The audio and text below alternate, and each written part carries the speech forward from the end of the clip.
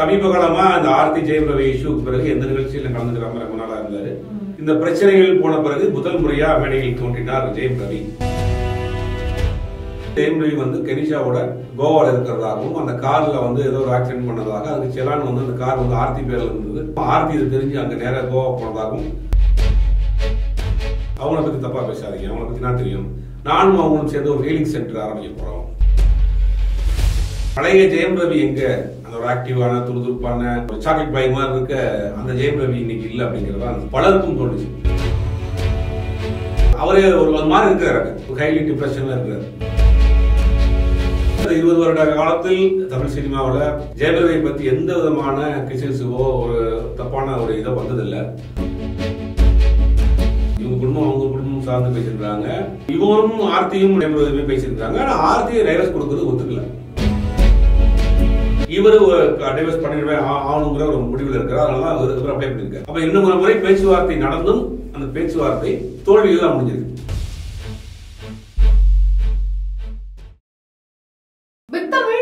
வணக்கம். இன்று நம்ம நேர்காணல்ல நம்மோடு இணைந்திருக்கிறார் ஊடகவியலாளர் திரு சுபேர் அவர்கள். வணக்கம் சார். வணக்கம். சமூக வலைதளங்கள்ல பெரிதளவுல பேசப்பட்ட ஜெயம் ரவி அவர்களுடைய டிவோர்ஸ்க்கு இப்ப பெரிய ஒரு முற்றுப்புள்ளி வைக்கிற வகையில அவரே வந்து ஒரு ஆடியோ லான்ச்ல வந்து பேசியிருக்காரு. அதாவது வாழ விடு அப்படிங்கிற மாதிரி பேசியிருக்காரு. சோ இதை பத்தி உங்களுடைய கருத்து என்ன சார்? வந்து பிரதர் அப்படின்னு ஒரு படத்தை நடிச்சிட்டு இருக்காரு. ராஜேஷ் டைரக்ட் பண்றாரு. ஒரு கல் ஒரு கண்ணாடி பாஸ்கர் படத்தை டைரக்ட் பண்ண ராஜேஷ் அந்த படத்தை டைரக்ட் பண்ணாரு.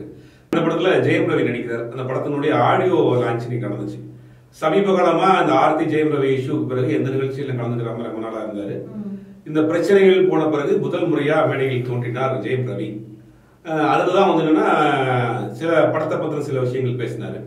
இந்த பிரதருங்கிற பேரே வந்து நான் தான் அந்த டைம் சொன்னேன் அப்படிங்கிற மாதிரி சொல்றாரு. அப்புறம் அதுக்கு பிறகு நிகழ்ச்சி முடிச்சுட்டு வெளியில வரப்ப பத்திரிகையாளர் சந்திச்சு கேட்கிறாங்க, பத்திரிகையாளர் சந்திப்பு நடத்துறாங்க. அதெல்லாம் சொல்றாரு, எங்களுடைய பர்சனல் விஷயத்தை பத்தி தயவுசெய்து பேசாதீங்க, வாழ விடு அப்படிங்கிற. அது மாதிரி கெனிஷாவை பத்தி சில உங்களுக்கு என்ன தெரியும் கெனிஷாவை பத்தி? கெனிஷா வந்து இது வரைக்கும் 600 பேரை வந்து ஹீல் பண்ணியிருக்கிறாங்க. அவங்க வந்து ஒரு சர்டிஃபைடு சைக்காட்ரிஸ்ட், அவங்க நல்ல ட்ரெயினடு சைக்காட்ரிஸ்ட். அந்த மாதிரி அவங்கள பத்தி நிறைய கொஞ்சம் பெருமையா பேசிட்டு அவங்கள பத்தி தப்பா பேசாதீங்க, அவங்கள பத்தி நான் தெரியும், நானும் அவங்களும் சேர்ந்து ஒரு ஹீலிங் சென்டர் ஆரம்பிக்க போறோம். கெனிஷா அவங்கள பத்தி சொல்றாங்கன்னா அவங்க ஒரு சிங்கர், அது மட்டும் இல்ல சிங்கர், அதையும் சேர்த்து அவங்க ஒரு லைசன்ஸ்டு சைக்காட்ரிஸ்ட் அப்படின்ற மாதிரி சொல்லியிருந்தாரு. யார் இவங்க சார்? இவங்களுடைய பெயர் வந்து டிவோர்ஸோட விஷயங்கள்லாம் போயிட்டு இருக்கிறப்போ இந்த பெயர் அடிப்படவே இல்லை. இப்போ அவரே தான் இந்த பெயர் வந்து சொல்லியிருக்கிறாரு. என்ன சொல்றாங்க, ஊர்ல ஒரு பழமொழி சொல்லுவாங்க, என்னோட புதுக்குள்ள இல்லை அப்படிங்கிற மாதிரி. இதுல யாருமே கெனிஷாவை பத்தி பேசவே இல்லை. வந்து நின்றவனே என்னுடைய பர்சனல் லைஃபை பத்தி பேசாதீங்க, படங்களை பத்தி பேசுங்க, மற்ற விஷயங்கள் பேசிங்கன்னு சொல்லிட்டு போயிடலாம். இவரா தான் அதை ஓபன் பண்றாரு. அப்ப இன்னைக்கு இந்த நிகழ்ச்சியில ஃபுல்லாவே பார்த்தா ஒரு டெக்ஸ்ட் போட்டிருக்காரு.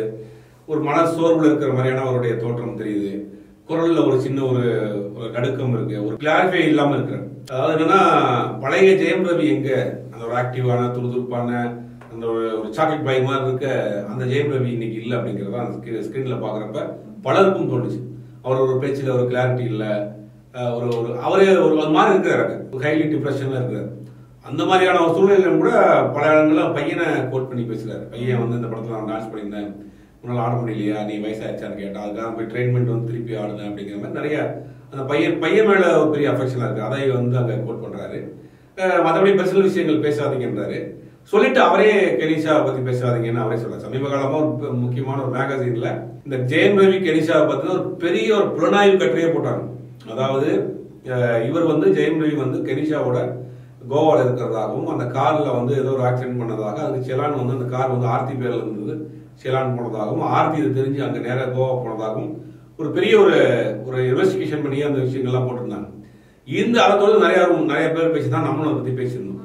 ஆனா இதை ஓபன் பண்ற மாதிரி இன்னைக்கு அவரே வந்து கெனிஷாவை பத்தி பேசாதீங்க, கெனிஷா யாருன்னு தெரியுமா அப்படின்னா. அந்த கெனிஷா யார் அப்படின்னா அவங்க ஒரு தமிழ்நாட்டை பூர்வீகமாக கொண்டவங்க, கர்நாடகாவில் வளர்ந்தவங்க, ஒரு பிரைவேட் ஆல்பம் பாடக்கூடிய ஒரு சிங்கர். தமிழ்லயே ஒரு ஆல்பம் ரிலீஸ் பண்ணிருக்காங்க. அந்த ஆல்பம் ரிலீஸ் கூட வந்து ஜெயம் ரவி தான் வந்து கலந்துட்டாரு. ஜெயம் ரவிக்கும் அவங்களுக்கு ஒரு சின்ன ஒரு நட்பு இருந்துட்டே தான் இருந்திருக்கு. ஏன்னா 2 பேரும் சேர்ந்து பிசினஸ் பண்ற அளவுக்கு இன்னைக்கு வந்திருக்காங்கன்னா நட்பு இல்லாமையா இருக்கும். அப்படிங்கும் போது இதை இன்னைக்கு ஓபன் பண்ணியிருக்காரு. இந்த சூழ்நிலையில தான் வந்து அந்த பேரை யாரும் இலைமறைவோ காய்மறைவோ சொல்லிட்டு இருந்த பேரை இன்னைக்கு அதை ஓபன் பண்ணிருக்காரு.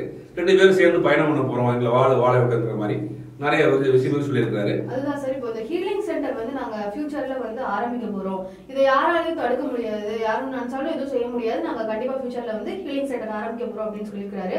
அதை சொல்லிட்டு தான் வாழ விடுன்னு சொன்னாரு. சோ இதை யார்கிட்ட சொல்றாரு? மக்கள் கிட்ட சொல்றாரா இல்ல ஆர்த்தி அவங்க கிட்ட சொல்றாங்களா? இல்ல ஆர்த்தி அவங்களோட சொல்றதுக்கு என்ன அவசியம் இருக்கு? அவங்க லீகலா இப்ப வந்து டிவோர்ஸ்க்கு அப்ளை பண்ணிட்டாரு இல்லையா? அப்படிங்கும் போது கோர்ட்ல போறாங்க, அதை பத்தி இருக்கிறாங்க. எல்லாருக்கும் சேர்த்தான் நான் ஒரு வாழ்க்கையை தேர்ந்தெடுத்தேன், அதை நாங்க வாழ போறோம். இது நீங்க பத்திரிகையாளரும் சரி, பொதுமக்களும் சரி, என்னுடைய ரசிகர்களும் சரி, இதுக்கு இதுல பெருசா இம்பார்ட்டன்ட் கொடுக்காதீங்க. எங்களுடைய வாழ்க்கையை எங்களை வாழ விடுங்க. நீங்களும் நல்லா இருங்க, நான் நல்லா இருக்கிறேன், அதான் வாழ விடு அப்படிங்கிற மாதிரி அவர் அதை சொல்லியிருக்கிறாரு. எல்லாருக்கும் ஒரு விஷயம் எச்சரிக்கை தான் கொடுத்துருக்காரு. இந்த விஷயத்தை பத்தி யாரும் பேசாதீங்க, உங்களுடைய லைஃப் பத்தி பார்க்க போறோம் அப்படிங்கிற மாதிரி சொல்லியிருக்காரு. இதெல்லாம் ஒரு பக்கத்துல கூட இந்த 20 வருட காலத்தில் தமிழ் சினிமாவில் ஜெயபிரவியை பத்தி எந்த விதமான கிசிசுவோ ஒரு தப்பான ஒரு இதோ வந்ததில்லை. அவர் மேல் இப்படி ஒரு குற்றச்சாட்டு இன்னைக்கு ஜெயபிரவி இன்னைக்கு இருந்த அந்த மேடையில் இருந்த அவருடைய ஆட்டிடியூட் அதெல்லாம் பாக்குறப்ப ஒரு ஹைலி டிப்ரெஷன்ல இருக்காரு, ஒரு தெளிவில்லாத ஒரு நிலையில இருக்காரு அப்படிங்கறதெல்லாம் பாக்குறப்ப ரொம்ப வருத்தமா இருக்கு. ஏன்னா ஒரு நல்ல ஒரு நடிகர், அவருக்கு ஒரு பெரிய ரசிகர் இருக்காங்க, பெரிய ஃபேன் ஃபாலோவர்ஸ் இருக்காங்க, நல்ல ஒரு இமேஜ் இருந்தது அவருக்கு. இந்த பிரச்சனையை அவருக்கு ஒரு மேலும் ஒரு டிப்ரெஷன் கொடுத்துருக்கு. இந்த ஆடியோ லான்ச்லயுமே கூட இவர் அடுத்தடுத்து அவருடைய படங்களை பத்தியோ அப்டேட்ஸை பத்தியோ நடந்த படங்கள் அந்த பத்தி சொல்லாம ஹீலிங் சென்டர் ஆரம்பிக்க போறாங்க இதை பத்தியே தான் பேசிட்டாரு. அப்ப இந்த விஷயம் அவர் பெரிய அளவுல அவரை டாமினேட் பண்ணிருக்காரு. சார் இப்போ இந்த டிவோர்ஸ் பத்தின அனௌன்ஸ்மெண்ட் வரப்போ ஆர்த்தி அவர்கள் வந்து எனக்கு இதை பத்தி தெரியாது அப்படின்ற மாதிரி சொல்லியிருந்தாங்க. ஆனா இப்ப மறுபடியும் அதுக்கு ஜெயம் ரவி அவர்கள் இதெல்லாம் வந்து 2-3 தடவை சொல்லியிருக்கேன், இது வந்து அது ஏன் அப்படி சொன்னாங்கன்னு தெரியல, இதெல்லாம் நீதிமன்றத்துலதான் இதுக்கான தீர்வு கிடைக்கும் அப்படின்ற மாதிரி அவங்க சொல்லியிருக்காரு. சோ இதை எப்படி பாக்குறீங்க? இல்ல அவங்க 2-3 தடவை அப்படின்னா 2-3 முறை குடும்பம் சார்ந்து பேசியிருக்காங்க. இவங்க குடும்பம் அவங்க குடும்பம் சார்ந்து பேசியிருக்காங்க.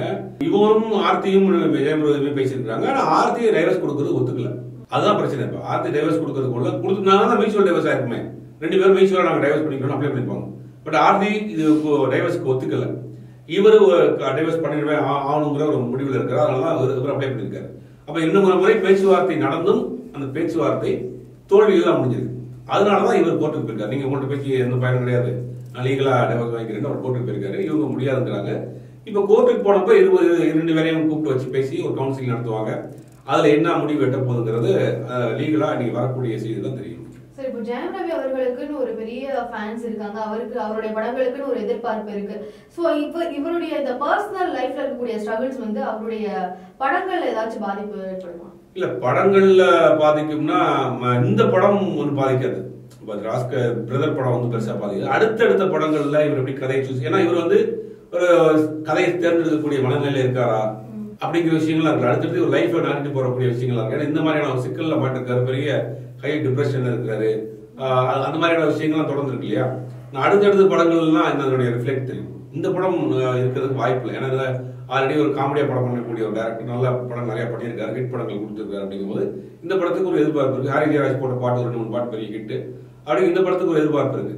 அடுத்தடுத்து அவருடைய கேரியர் எப்படி போக போகுதுங்கிறது ஒரு பெரிய கேள்விக்குறி. ஏன்னா இவர் இதுல இருந்து முதல்ல பிண்டா தான் ஒரு நார்மல் மோடுக்கு வர முடியும். அதுக்கு பிறகுதான் ஒரு கலைஞர் எப்பயுமே வந்து அவருடைய மனசு வந்து ரொம்ப கிளியரா இருக்கணும், எந்த சஞ்சலம் பிரச்சனை இல்லாம இருக்கணும். அப்பதான் அவங்க நல்ல ஒரு படைப்புகளை கொடுக்க முடியும். அது நடிகராக இருக்கட்டும், இயக்குநராக இருக்கட்டும், எந்த டெக்னீஷியனா இருந்தாலுமே ஒரு படைப்பாளிகளுடைய மனசு வந்து எப்பயுமே வந்து கிளியர் மைண்ட்ல இருந்தா தான் அடுத்தடுத்து அவங்களுடைய மூவ் பண்ணி போக முடியும். அதுதான் நார்மலா வேற எந்த தொழில் பண்றவங்களுக்குமே அந்த மாதிரியான ஒரு சிக்கல் இருக்கு. இப்போ அவங்களுடைய எல்லையும் ஃபுல் ஃபோக்கஸ்டா கான்சன்ட்ரேட் பண்ண முடியாது. அப்போ ஒரு ஆக்டிங் ஒரு கேரியர்ல இருக்கிறவர் அவருடைய மைண்டும் உடலும் உள்ளமும் கொஞ்சம் தெளிவா இருந்தா தான் அடுத்தடுத்து அவருடைய மூவ் பண்ணி போக முடியும். இதெல்லாம் வரக்கூடிய காலங்களில் அவருக்கு படங்கள்ல சில பாதிப்புகள் ஏற்படுத்துறதுக்கு வாய்ப்பு இருக்கு. ஜெயபிரவியுடைய ரசிகர்கள், ஜெயபிரவியுடைய வெல்விஷர்ஸ், அவருடைய ஃபேமிலிஸ் எல்லாருமே இந்த மாதிரியான சிக்கல்ல இருந்து அவர் நார்மலா வரணும், மீண்டும் பழைய ஜெயபிரவியா வரணுங்கிறது தான் எல்லாருடைய ஆசை, நம்மளுடைய ஆசையும் அதான். சார், இப்போ ஜெயம் ரவி அவர்களுடைய நெக்ஸ்ட் லைன் அவருடைய நெக்ஸ்ட் படங்கள்லாம் வந்து எந்த மாதிரி இருக்கு சார்? இப்ப கீர்த்தியா உதயநிதியோட படம் பண்றாரு, அந்த படம் முடிச்சிட்டாரு. இப்ப அடுத்தடுத்த 2-3 படங்கள் பாண்டியராஜன் படம் பண்றது மாதிரி இருந்துச்சு, அந்த படத்துல தான் ப்ராப்ளம் ஆயிருக்கு, அதாவது டிராப் ஆயிட்டாரு. அப்புறம் 1-2-3 படங்கள் பேசிட்டு இருக்காங்க. இப்ப அடுத்து இமீடியட்டா ரிலீஸ் ஆகக்கூடிய படம் வந்து பிரதர் அந்த கீர்த்தியா உதயநிதி பண்ணக்கூடிய படம். சமூக வலைதளங்கள்ல அதிகமா பேசப்பட்ட ஒரு விஷயத்தை பத்தி எங்ககிட்ட உங்களுடைய கருத்துக்களை பகிர்ந்துக்கிட்டதுக்கு ரொம்ப நன்றி.